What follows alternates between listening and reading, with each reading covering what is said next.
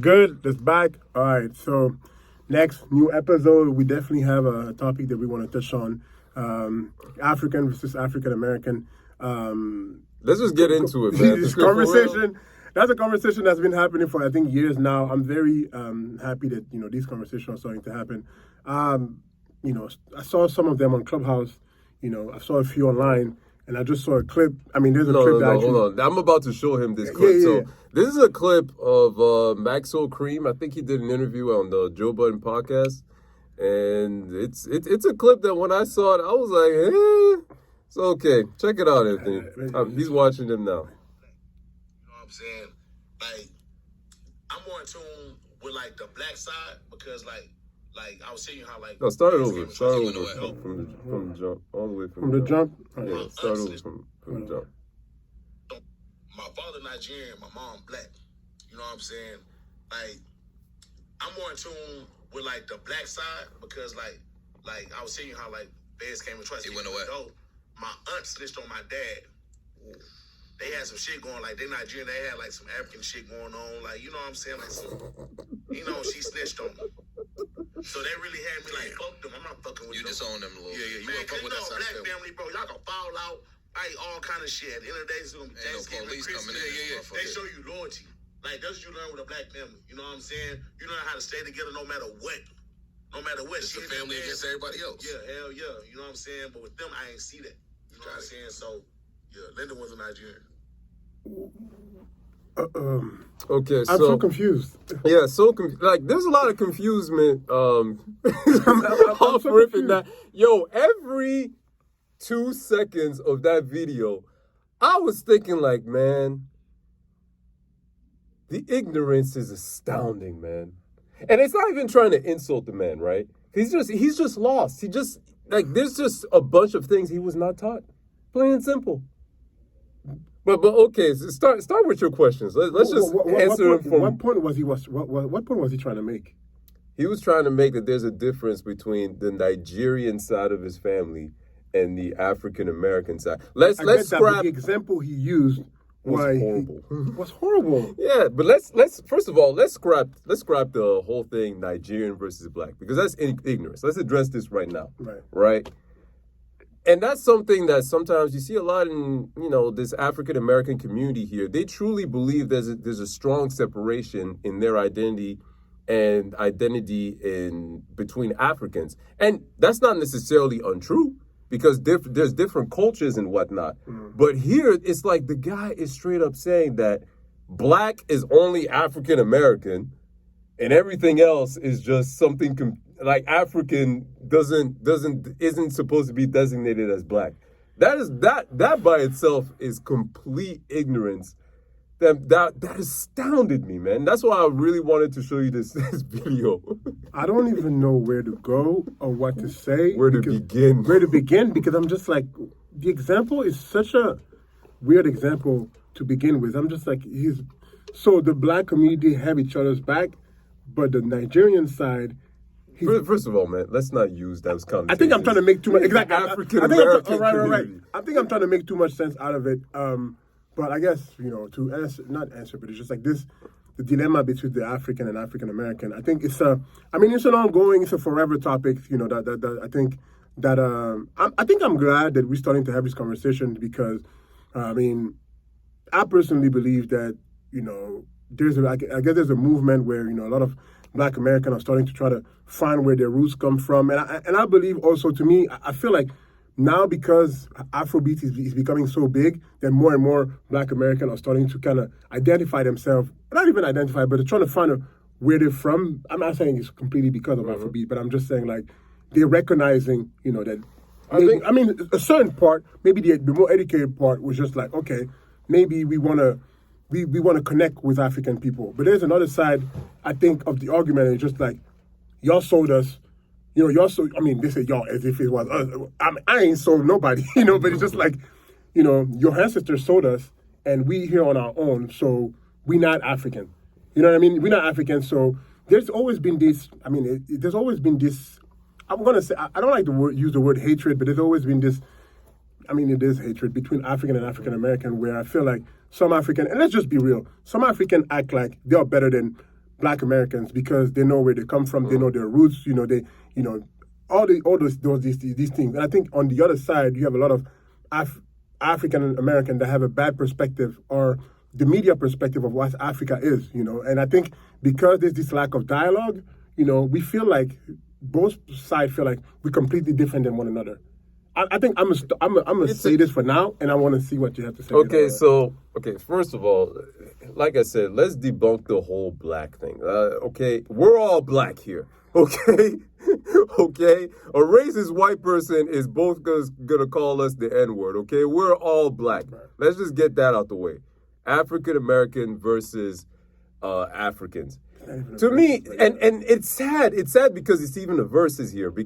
But what you said was very pertinent. You said that Afrobeats. I think it's also because we live in an era where social issues are becoming more and more pertinent in everyday dialogue. Yeah, you're seeing a lot of African Americans that are starting to wonder, okay, where do I come from? Let's take the what's that test they be taking to find out the ancestry.com, all that kind of stuff. So a lot of them are doing that. Then there was, of course, Black Panther. You saw everybody coming out with the dashikis.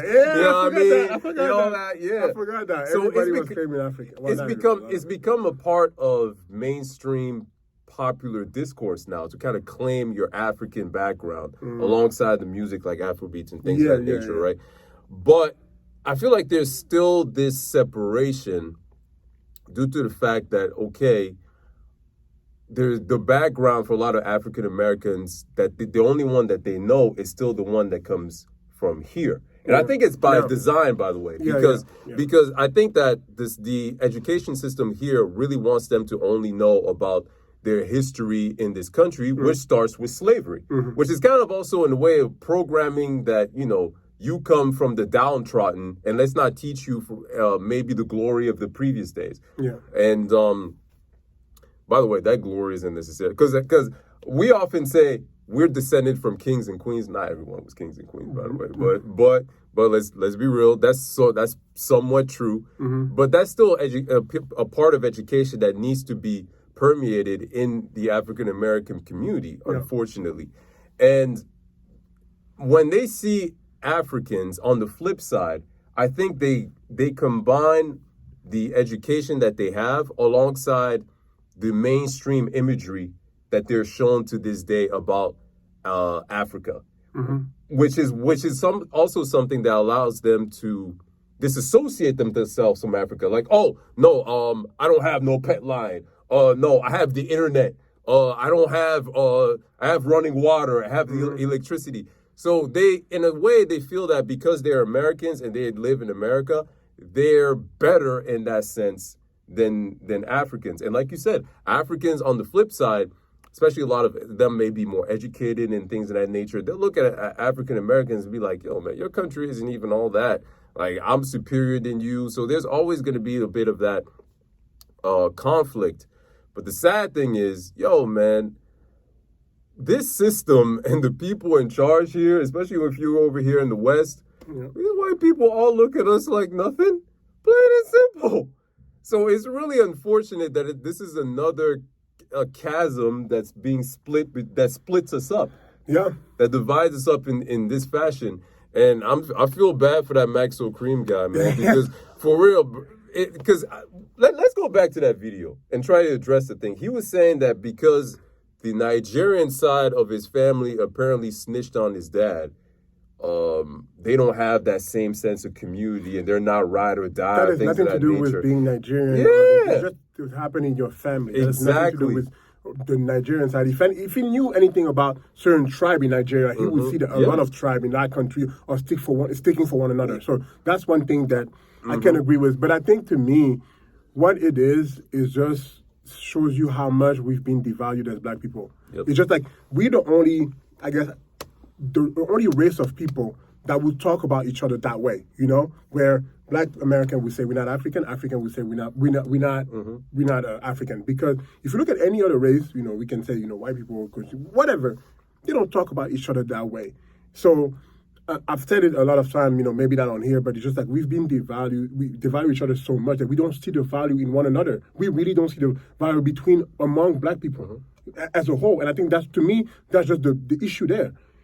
we don't see the value, but there's also the lack of education, man. A lot of people just lack of education, ignorance, and people just don't know. They go with a personal experience.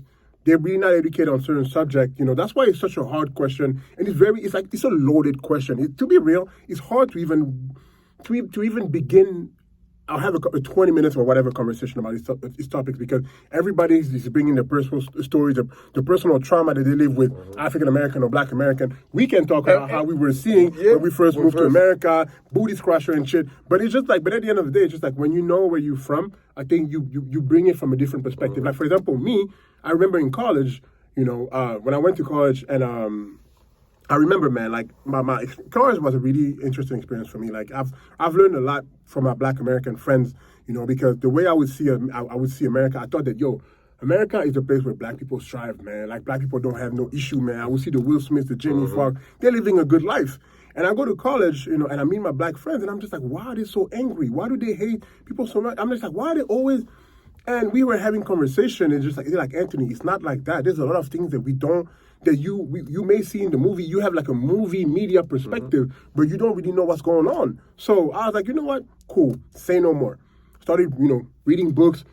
Du Bois, Frederick Douglass, Robert Wright, Black Boy. I highly recommend that book, But I've really studied the history of a Black man and Black woman in America, and I realized, I was like, they've been through a lot.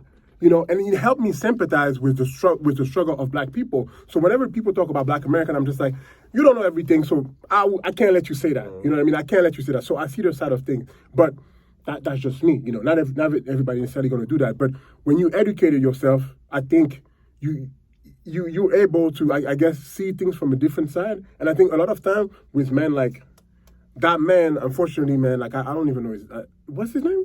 I think it's Maxwell Cream. He's a rapper.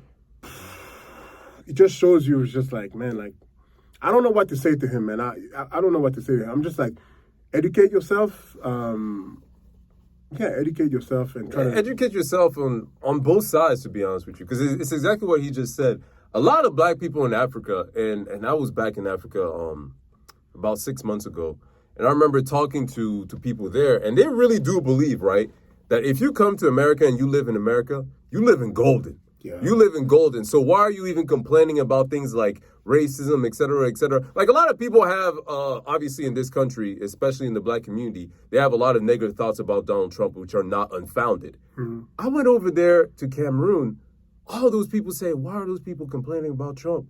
Trump is about economy. Trump is all about all this, that. Why are especially Black people complaining about Trump? They should come back here and see how our leaders are doing, et cetera, et cetera. I'm like, the situation is not the same for everyone. And even, like, you're not really educated on how Black people live in America. Not everyone in America is golden. In fact, the vast majority of people in this country live check to check, or even in a situation that's far worse than that. But a lot of people don't really understand that. So there's that discrepancy. And this is why we need dialogue, man. Just sit down with someone, and instead of making the jokes or whatnot, just sit down and try to understand what their perspective is, where they're coming from, how they're living. But unfortunately, man, we tend to go into the jokes, and we tend to be so self-absorbed of our perspectives and our lifestyles to try and understand other people's. You know what I mean? And that's what makes it so complicated. But yeah, that Maxwell Cream thing, man, for real, bro, man. Go to Nigeria, maybe. Go to Nigeria one time. For people, and this is also something that I like to tell African American friends that I've had, who have the resources to maybe travel and all that thing. Travel, go back to Africa. Try to see how people live there, because that can probably get you a greater perspective of the cultures that you make, that your DNA like is constituted by. So do that, man, because it's... I mean, like, again, it comes from self. I mean, again, to me, it might be a strong word, but I think, like, the war between, African and African American, I think, to me, at the end of the day, it still comes from self-hate on both parts, because I can't sit here and act as if a lot of Africans are not necessarily using terms to downgrade Black people here in America. We have terms like akata. You know what akata means, right? That's a term that, you would hear a lot among, like, Africans, to basically talk about Black Americans or people that don't know where they're from. They don't know who they are. You know what I mean? And it's just like, but it comes from the ignorance is on both sides, because we speaking as African. So of course, people listening to this might say, you guys are both educated African people. It's easy for you guys to talk. You know what I mean? You speaking from the from an African side. But no, it's just like me.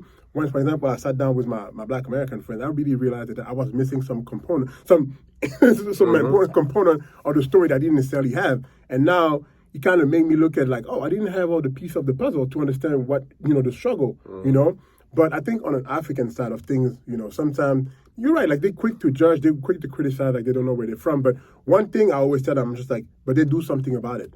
You know what I mean? Like they created their bubble or whatever. It's just like, but they doing something about it where they want to make changes. I had this conversation with friends of mine in Belgium. They were talking about like, African and Black Americans, we totally different. We can't compare. I'm like, no, we have a lot more in common than you realize. Like one thing he said, for example, the family structure. All of us, the family structure is something very important in African families and in Black families as well. Multiple generations living under the same roof. Exactly. Even with the broken system. And that same saying, right? It takes a village to raise a child. Yeah. That is very much the mantra in Africa. If you've ever been there. That's what I'm saying. Just like so the core values. I'm just going to finish there. Just like the core values of things where the family. Even here, when you witness some of broken families, which is not a Black thing. I hate when people say, "Oh, Black people come from broken." No. The system broke their families. But even within those broken families, you would always see uncle or aunties taking care of, the baby. And I feel like that's an African thing. That's a Black thing that we do. We center things around our family. The food, the dance, the culture. A lot of things that you see in Black American culture is just like, oh, that's a Black culture. I was like, no, that's African culture. The two can coexist. I always feel like we have to make different categories, where to me it's just like, it's all part of this, at least to me. Maybe that's just my perspective of like kumbaya, but it's just like, no, both can, Like both. No, the thing is, obviously there's differences because you live in completely different parts of the globe. Right. But it doesn't mean, just because there's a difference, doesn't mean that there's need to be a total separation between the two cultures. Right. No, there's plenty of things that we have in common. And even if there's certain things that we may have that's different, let's learn about it. Let's try to bring a positive from our differences, right? Because a lot of people, and this is the other thing I think about human nature that's so detrimental. When we see someone that's different from us, we think that associating with them is going to be negative. It doesn't feel comfortable. So we kind of like shy away. No, the different thing about that person can enrich your life if you just go ahead and have a conversation with them. And that's really something that I think we're missing in these particular interactions between two different cultures. Like, for real, man, I don't know, man. This whole I just showed him that video because every 2 seconds I was just going like, man. But you know who wins out of all this? I think this is by design. I think this is the system doing it by design. But it is by design. Simple.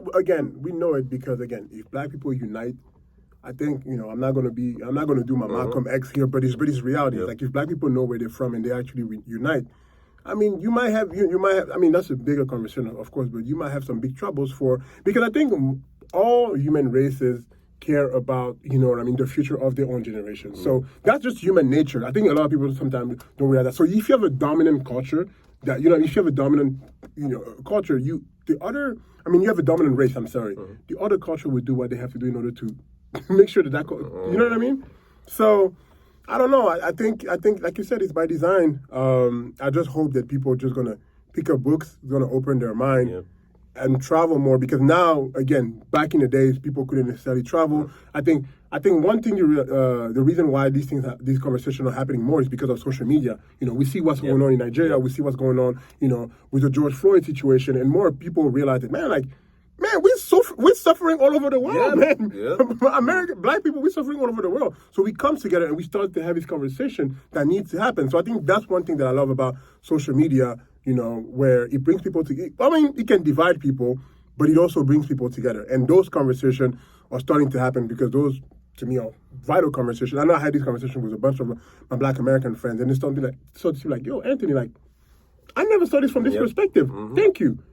Next time I see an African, maybe I'm not necessarily going to behave that way. Just like me, I've learned, I was just like, man, like, maybe I can't necessarily judge them because now I know certain things that I didn't know in the past. So that's where I stand, man. Again, a lot more could be said on this topic, but I mean, that's kind of where I stand. Yeah, man. At the end of the day, suffering is everywhere. Suffering is everywhere. Especially when it comes to black people, there is suffering. We suffer in all different... Like, for example, I'll give you an example, right? I remember when I first came to this country, I was coming from Belgium, right? So I went through all the racism as a young boy that goes down in Belgium. And a lot of that racism is very overt. Like in the classroom, from your teachers to people that you see in the store, very overt in your face. They'll be like, like it's really overt in that fashion. When I came to America, one of my first observations was that, racism here isn't as bad. Isn't as bad. It isn't as bad, right? Mm-hmm. But then you educate yourself about the American system, and you're like, oh, no. The racism here is just expressed in another fashion. And that's the kind of thing. And those are the kind of things that, I don't know, if you come from two different cultures, you can make those realizations if you just allow yourself to. Plain and simple. Have those conversations, man. Because at the end of the day, all we got is us. So if we separating each other, it's not going to work out for nobody, man. Beautifully said. Yeah. I like that. Yeah. You wanted to roll over. I mean, as we on this topic, I think we had something we want to continue on.